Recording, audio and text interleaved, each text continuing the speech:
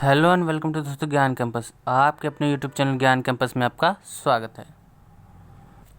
तो दोस्तों आज का वीडियो लेक्चर है इलेक्ट्रिकल थर्ड सेमेस्टर वालों के लिए। सब्जेक्ट है EIM यानी इलेक्ट्रिकल इंस्ट्रूमेंट एंड मेजरमेंट्स। तो जैसा कि इसमें हमने 2 लेक्चर कंप्लीट कर लिए हैं। अगर आपने वो वीडियो नहीं देखी तो प्लेलिस्ट में जाके वो वीडियो देख सकते हैं। जैसा कि पिछले वीडियो लेक्चर में दोस्तों हमने पढ़ा था electrical quantities and there uses. तो आज के वीडियो लेक्चर में हम पढ़ेंगे दोस्तों टाइप्स ऑफ इलेक्ट्रिकल इंस्ट्रूमेंट्स। ठीक है, सॉरी दोस्तों, types of electrical measuring instrument. तो आज का वीडियो शुरू करने से पहले एक और बात दोस्तों, वीडियो अच्छी लगे तो लाइक कीजिएगा, चैनल पर नया है तो सब्सक्राइब करके बेल आइकन को प्रेस कर लीजिए ताकि फ्यूचर में आने वाली अपडेट्स आपको सबसे पहले मिल सके। तो आपका ज़्यादा समय न लेते हुए चलिए आज का वीडियो लेक्चर शुरू करते हैं।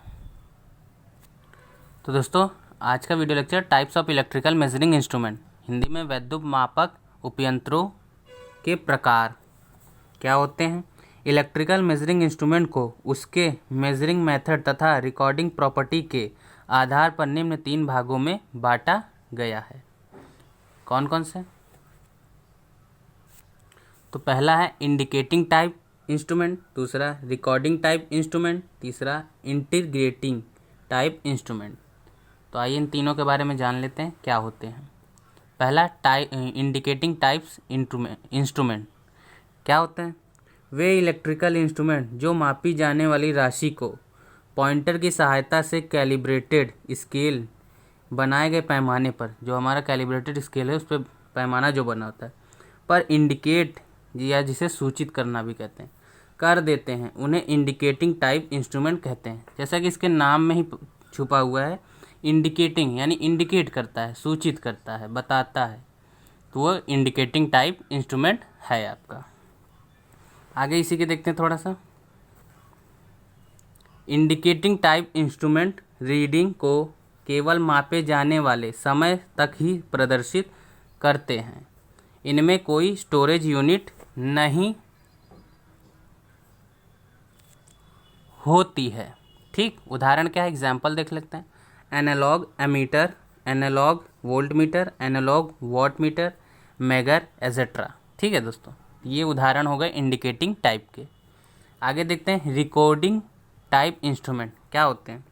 वे उपयंत्र जो मापी जाने वाली राशि या मेजर्ड क्वांटिटी के परिवर्तन को लगातार रिकॉर्ड करता रहता है तो उसे रिकॉर्डिंग टाइप इंस्ट्रूमेंट कहते हैं।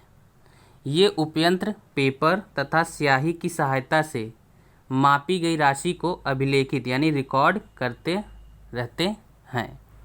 एग्जाम्पल क्या क्या होते हैं इसके? Magnetic tape recorder, X ray plotter, ECG यानी जिसे कहते हैं इलेक्ट्रो कार्डियोग्राफ, ECG का फुल फॉर्म है। तो आइए अब आगे बढ़ते हैं। और दोस्तों इसे आप देख के नोट्स भी बना सकते हैं, ये प्रॉपर BTUP के सिलेबस के अकॉर्डिंग ही है। थर्ड है इसमें इंटीग्रेटिंग टाइप इंस्ट्रूमेंट। देखते हैं क्या।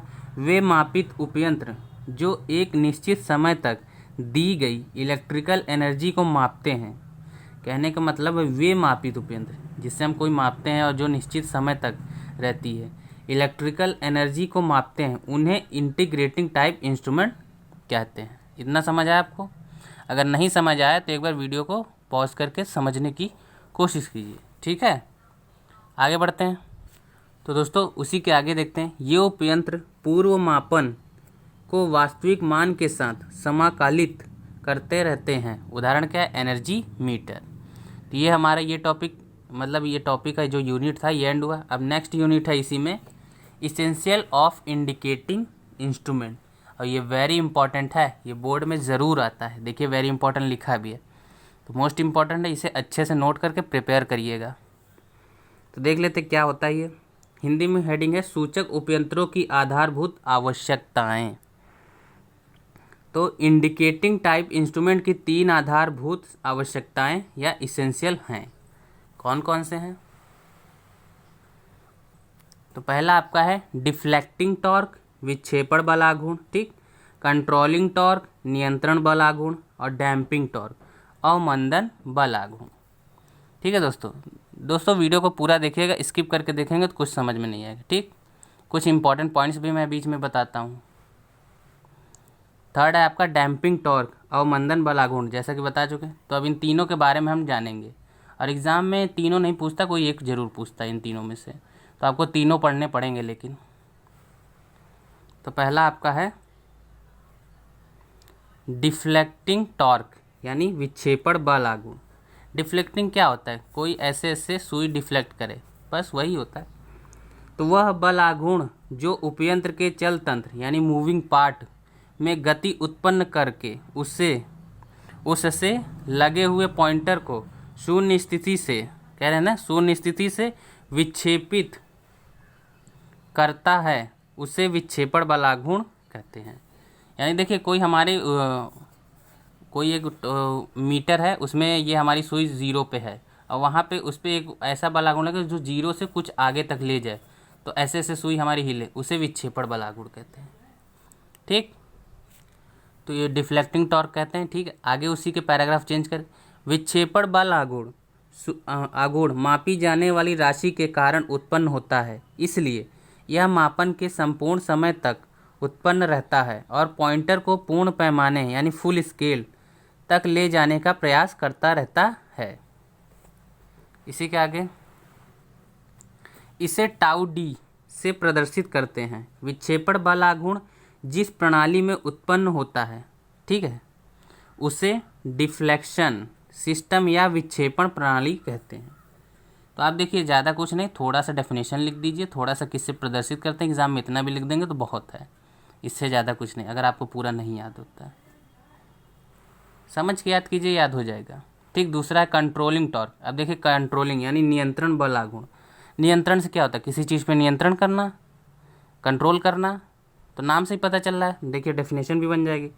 विक्षेपण बल आघूर्ण के कारण पॉइंटर पूर्ण पैमाने की तरफ चलता है। इस डिफ्लेक्शन टॉर्क को, अर्थात मूविंग सिस्टम को, गतिज प्रणाली को नियंत्रित करने के लिए होता है। जो बल आघूर्ण गतिज उपयंत्र यानी मूविंग इंस्ट्रूमेंट में उत्पन्न होता है, उसे कंट्रोलिंग टॉर्क या नियंत्रण बल आघूर्ण कहते हैं।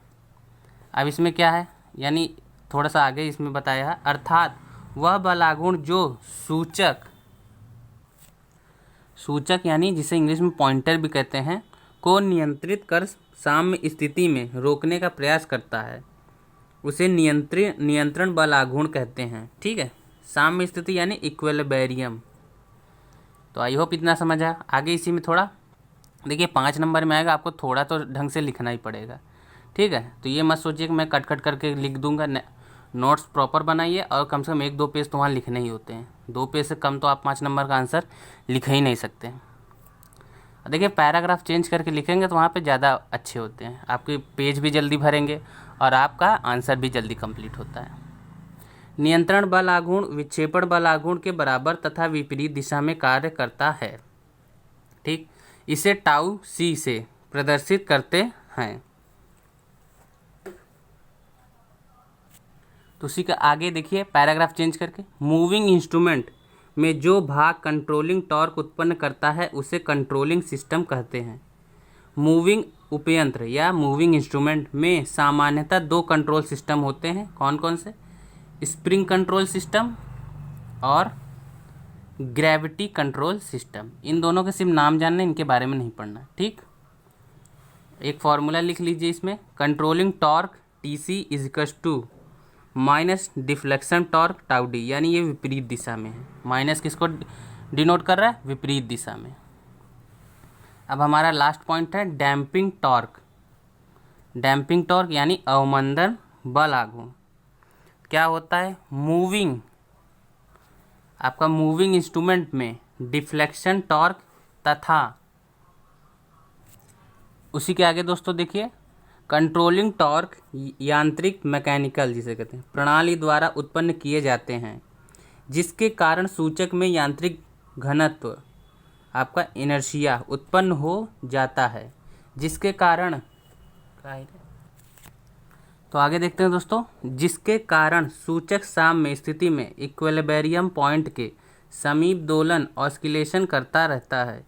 इस दोलन को समाप्त या कम करने के लिए जिस बल आघूर्ण का प्रयोग किया जाता है, उसे डैम्पिंग टॉर्क अवमंदन बल आघूर्ण कहते हैं। आगे देखते हैं पैराग्राफ चेंज करके। वह प्रणाली जो अवमंदन दोलन या जिसे डैम्पिंग टॉर्क उत्पन्न करती है उसे डैम्पिंग सिस्टम या डैम्पिंग प्रणाली अवमंदन प्रणाली कहा जाता है। इसी के आगे इसमें पैराग्राफ चेंज करके मूविंग इंस्ट्रूमेंट में सामान्यतः 3 प्रकार के डैम्पिंग सिस्टम पाए जाते हैं। एयर फ्रिक्शन डैम्पिंग सिस्टम, जिसे हिंदी में वायु घर्षण अवमंदन प्रणाली। फ्लूइड फ्रिक्शन डैम्पिंग सिस्टम, तरल घर्षण अवमंदन प्रणाली। एडी करंट डैम्पिंग सिस्टम, भंवर घर्षण अवमंदन प्रणाली। तो ये आपके थे डैम्पिंग सिस्टम्स। तो दोस्तों आज का वीडियो लेक्चर यहीं पे एंड होता है और कल से हम नया टॉपिक शुरू करेंगे अमीटर वोल्ट मीटर।